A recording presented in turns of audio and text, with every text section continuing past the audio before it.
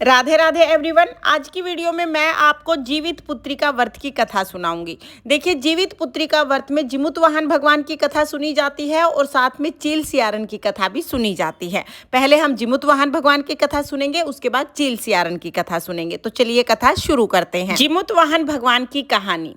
जिमुतवाहन गंधर्व देश के राजकुमार थे। जब उनके पिता वृद्ध हो गए तो उन्होंने वानप्रस्थ आश्रम जाने का निर्णय लिया और वन में जाने से पहले अपना सारा राजपाट जिमुतवाहन को सौंप दिया। लेकिन जिमुतवाहन को राजा बनने में कोई रुचि नहीं थी। जिमुतवाहन ने अपना सारा राज अपने भाइयों को दे दिया और खुद अपने पिता की सेवा करने के लिए वन में चले गए। माल्यवती नाम की सुंदर कन्या से जिमुतवाहन का विवाह हुआ।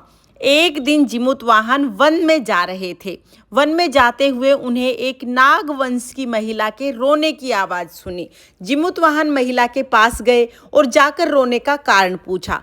तब उस वृद्ध महिला ने बताया कि मेरा एक ही पुत्र है जिसका नाम शंखचूड़ है। जंगल में गरुड़ राज के आतंक से बचने के लिए सभी ने यह निर्णय किया है कि रोजाना एक नाग गरुड़ राज के लिए बलि दिया जाता है। हर घर से एक नाग को जाना होता है और आज मेरे घर की बारी है, आज मेरे पुत्र की बारी है। मेरा एक ही पुत्र है, आज वो भी बलि चढ़ जाएगा। ये सोच के मैं रो रही हूँ। जिमुतवाहन भगवान ने महिला से कहा कि आप रोए नहीं, आपके पुत्र की जगह मैं चला जाऊंगा। गरुड़ राज के लिए मैं आहार बन जाऊंगा, आपके पुत्र को कुछ नहीं होगा।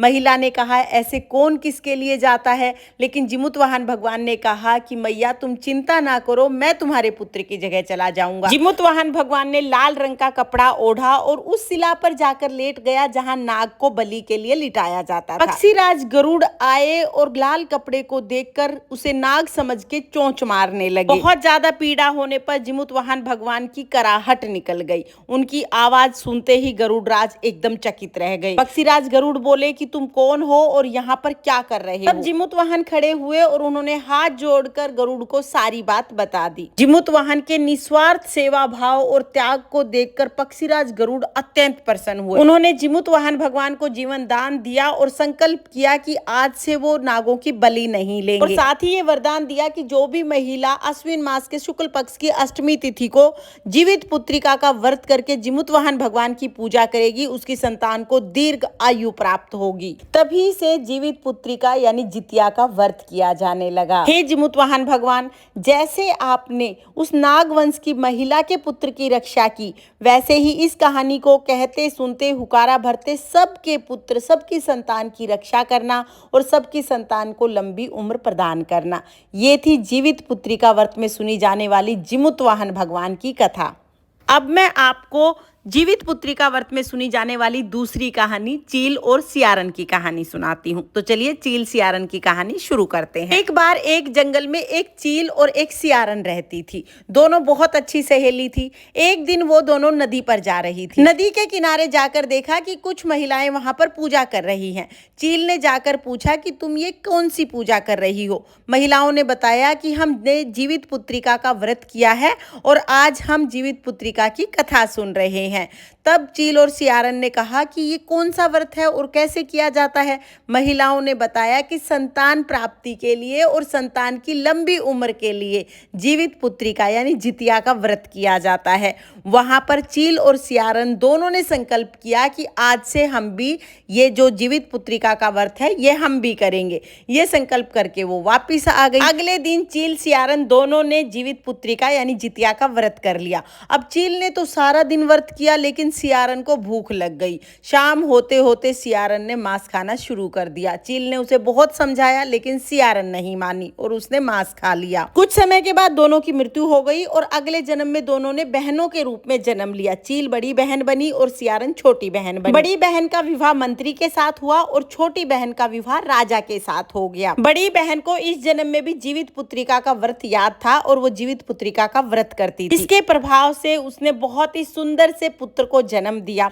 छोटी बहन ने भी एक पुत्र को जन्म दिया, लेकिन उसका पुत्र कुछ ही समय के बाद रोगग्रस्त होकर मृत्यु को प्राप्त हो गया।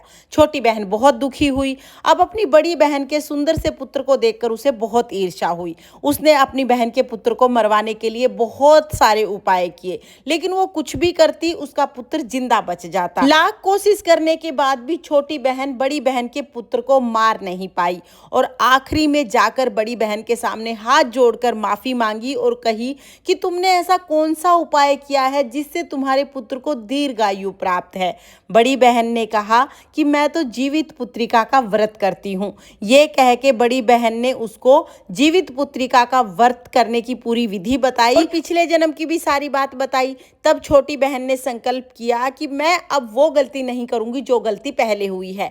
अब मैं जीवित पुत्रिका यानी जितिया का विधि पूर्वक व्रत करूंगी। महल में आके छोटी बहन ने जीवित पुत्रिका का विधिवत व्रत किया और विधिवत व्रत करने के प्रभाव से कुछ ही दिनों बाद उसे एक सुंदर पुत्र रत्न की प्राप्ति हुई। के बाद दोनों बहनें हर वर्ष हंसी खुशी विधि पूर्वक जीवित पुत्रिका का व्रत करने लगी। जो भी महिला जीवित पुत्रिका का व्रत करती है और ये कथा सुनती है, उसकी संतान को दीर्घ आयु प्राप्त होती है। हे भगवान, इस कहानी को कहते सुनते हुकारा भरते सबको संतान देना और सबकी संतान को दीर्घ आयु प्रदान करना। ये थी जीवित पुत्रिका व्रत में सुनी जाने वाली चील सियारन की कहानी। इस तरह से जीवित पुत्रिका व्रत की कथा पूर्ण होती है। जीवित पुत्रिका व्रत में ये दोनों ही कथा जरूर सुनी जाती हैं। कथा सुनने के बाद जो भी आपने फूल और जो भी चने के दाने या चावल के दाने हाथ में लिए हैं, वो हम भगवान के चरणों में समर्पित करके फिर जल के लोटे में डाल देंगे। इस तरह से हमारी कथा पूर्ण हो जाएगी। आपको जीवित पुत्रिका व्रत की ये कथा कैसी लगी कमेंट करके जरूर बताना। और अगर ये वीडियो आपको पसंद आई हो, वीडियो आपके लिए थोड़ी बहुत भी यूजफुल हो, तो प्लीज वीडियो को लाइक कर देना। और हम महिलाएं घर में तीज त्योहार कैसे करते हैं ये देखने के लिए मेरे चैनल को सब्सक्राइब कर लेना। जिमुत वाहन भगवान की कृपा आपकी संतान पर सर्वदा बनी रहे। जय जिमुत वाहन भगवान। राधे राधे।